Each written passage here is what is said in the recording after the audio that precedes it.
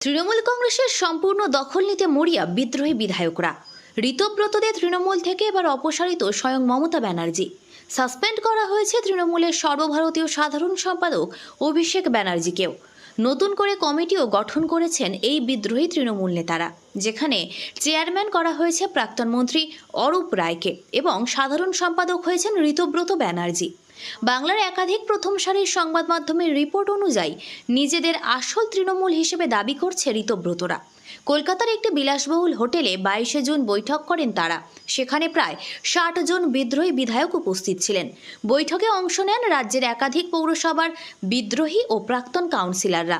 সেই বৈঠকেই যাবতীয় সিদ্ধান্ত নেন ওই বিদ্রোহীরা, যেখানে অপসারিত তৃণমূলের চেয়ারপারসন মমতা ব্যানার্জি দলনেত্রীকে সরিয়ে সেই পদে বিদ্রোহী ব্লক নিয়ে এসেছে হাওড়া মধ্যর বিধায়ক অরূপ রায়কে। একসময় মমতা ব্যানার্জির মন্ত্রিসভার গুরুত্বপূর্ণ মন্ত্রী ছিলেন অরূপ।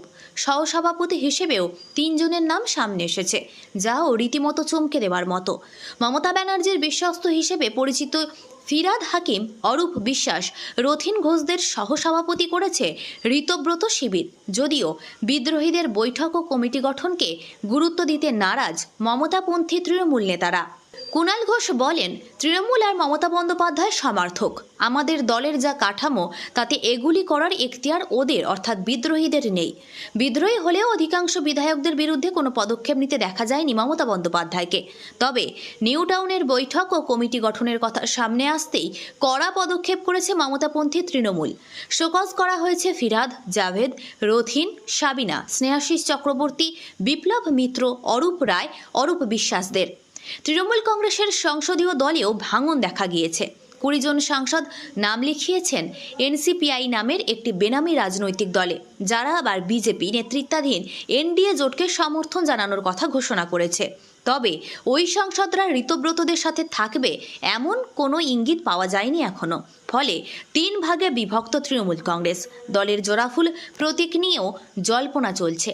আগামী দিনে কোন পক্ষের হাতে জোড়াফুল প্রতীক থাকবে সেই নিয়ে প্রশ্ন উঠতে শুরু করেছে। মমতা ব্যানার্জির থেকে তার দলের প্রতীকও ছিনিয়ে নেওয়ার চেষ্টা চলছে বলে আশঙ্কা প্রকাশ করছেন একাধিক রাজনৈতিক বিশ্লেষকরা। দল ভাঙার খেলা আগামী দিনে কতদূর অবধি যায়, নজর এখন সেই দিকেই। এই প্রতিবেদন নিয়ে আপনাদের মতামতকে কমেন্ট করে অবশ্যই জানাবেন। ভিডিওটি ভালো লাগলে শেয়ার করতে ভুলবেন না এবং দুর্জয় বাংলা চ্যানেলটি সাবস্ক্রাইব করে আমাদের সাথে থাকবেন।